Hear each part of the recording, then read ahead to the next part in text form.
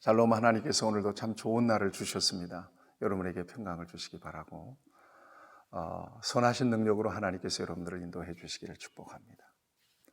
오늘 하나님께서 우리에게 주시는 말씀은 시편 11편 1절에서 7절까지는 말씀입니다. 하나님을 믿는 사람과 그렇지 않은 사람을 겉으로 구별해내기란 쉽지 않습니다. 그렇지만 삶의 어려움을 만나고 위기를 만났을 때는 그 차이가 아주 극명해지죠. 하나님을 믿지 않는 사람은 위기를 극복해내려고 모든 능력과 수단을 다 동원합니다. 인맥도 동원하고 물질도 동원하고. 그래서 그 문제를 극복하면 운으로 돌립니다. 재수로 돌립니다. 또 은근히 자신의 능력을 자랑하죠. 그랬음에도 불구하고 그 문제가 실패로 돌아갔다 여기면 크게 낙담하고 낙심하고 우울해지고 심지어는 스스로 목숨을 끊기까지 합니다. 그러나 똑같은 상황에서 하나님의 사람들은 하나님의 주권을 인정하고 하나님을 의지해서 그 문제를 맡겨드리고 기도합니다. 그리고 하나님께서 공급해 주시는 지혜와 능력으로 그 문제들을 지혜롭게 해결해 나가죠. 그래서 은혜 가운데서 그 모든 문제들을 해결해냈을 때는 하나님께 영광을 돌립니다. 하나님이 하셨습니다. 그리고 하나님께 빚진 마음으로 더 충성하게 되고 헌신하는 삶을 살게 되죠. 그랬음에도 불구하고 스스로 생각할 때 실패했다라고 느낄지라도 실망은 되겠지만 크게 낙담하지는 않습니다. 하나님께서 열어놓으신 새 길, 새로운 비전을 바라보면서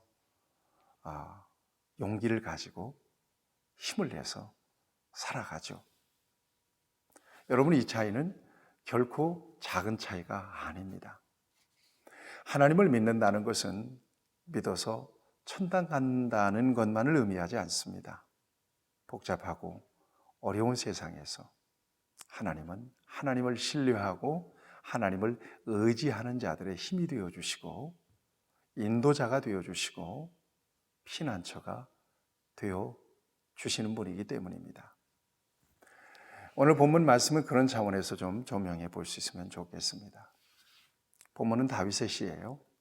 다윗이 위기 속에서, 그 위기라고 하는 것은 사울 왕에 의해서 쫓김을 당할 때입니다. 얼마나 절망적인 상황이에요. 누가 그를 도와줄 수 있겠어요?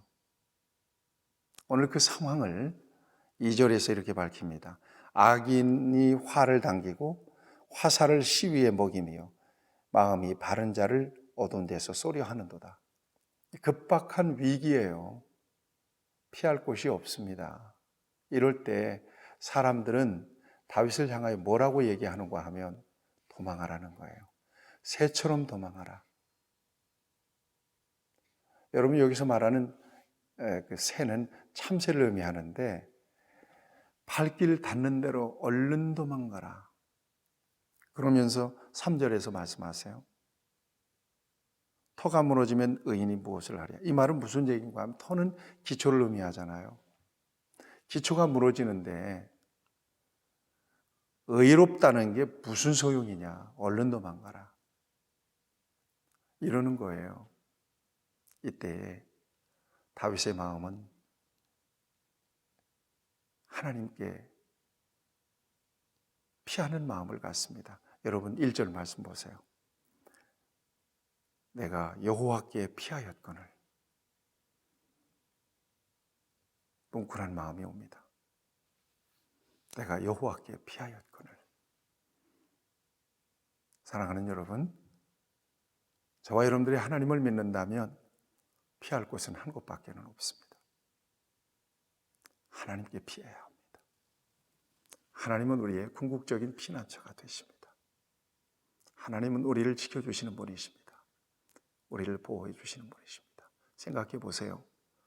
여러분들 주변에 여러분들이 힘들고 위기를 만났을 때 내일처럼 도와줄 사람이 얼마나 될지 손에 한번 꼽아보세요.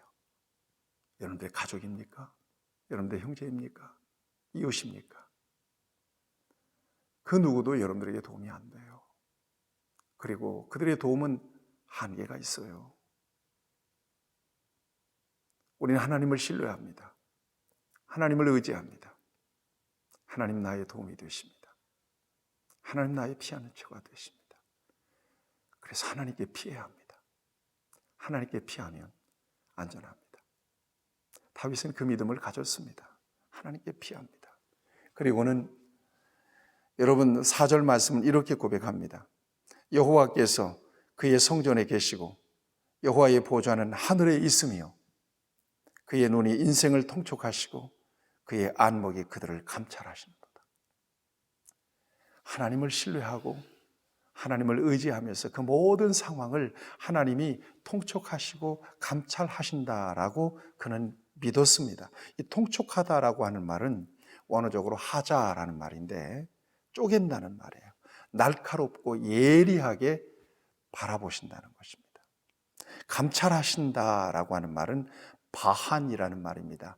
이 말은 금속을 시험해 보듯이 쇠, 금속을 시험해 보듯이 그렇게 세세하게 살피신다는 것을 의미합니다. 하나님은 그렇게 살피시고 그렇게 감찰하시고 그렇게 통촉하고 계신다는 거예요.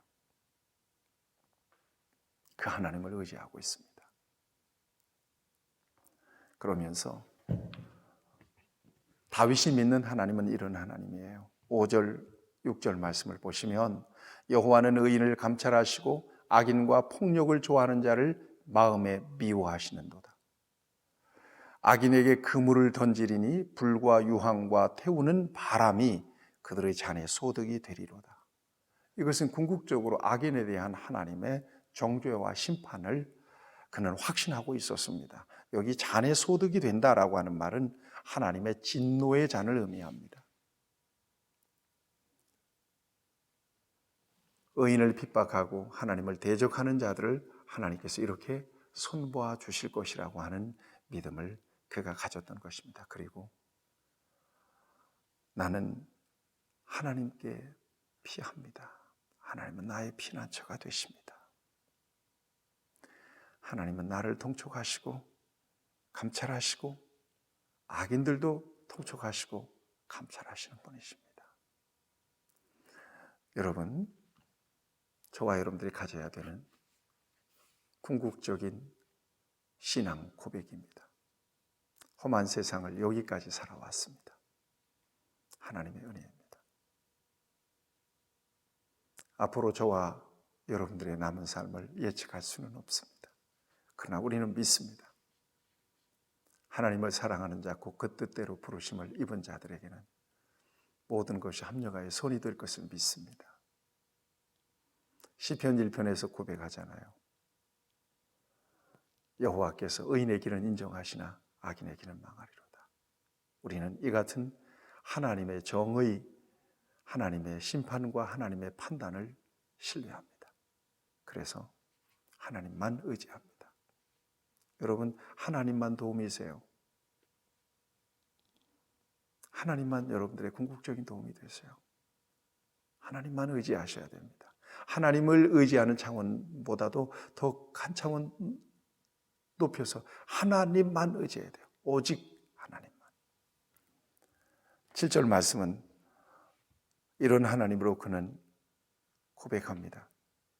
여호와는 의로우사 의로운 일을 좋아하시나니 정직한 자는 그의 얼굴을 배우리로다. 이것이 궁극적으로 그가 믿었던 하나님입니다. 하나님은 정직한 자, 의인을 좋아하시고 기뻐하시기에 그들은 여호와의 얼굴을 뵐 것이다. 하나님의 얼굴을 그들에게 비춰줄 것이라는 것입니다. 하나님이 얼굴을 비춰주시면 끝입니다. 게임 끝난 겁니다. 저와 여러분들에게 하나님은 하나님의 마음을 여시고 저와 여러분들이 하나님께 믿음이 될 때 하나님의 얼굴빛을 저와 여러분들에게 비춰주시며 하나님의 그 빛나는 얼굴을 바라보고 저와 여러분들이 힘을 낼 것입니다. 하나님의 그런 은혜를 저와 여러분들에게 주시기를 바랍니다. 여러분, 다시 한번 강조해서 말씀드립니다. 세상에 여러분들을 도와줄 사람들은 한 사람도 없습니다. 그걸 아세요. 오직 하나님만이 여러분들의 도움이 되십니다. 하나님만이 여러분들이 피할 피난처가 되시고 여러분들이 피할 바위가 되시고 여러분들이 피할 산성이 되십니다. 그렇게 고백하십시오. 하나님만 의지한다고 그렇게 고백하세요. 하나님만 바라본다고 그렇게 고백하십시오. 기도하십시다. 하나님,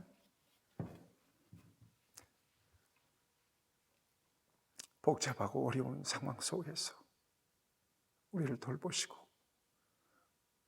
우리의 궁극적인 피난처가 되시고 우리를 아시고 우리의 약점과 강점을 아시고 또 우리가 느끼고 있는 여러 가지 장애물들 또 여러 가지 어려운 마음들까지도 헤아리시고 선하신 능력으로 우리를 이끌어 주시고 인도하시는 하나님을 오늘도 의지합니다.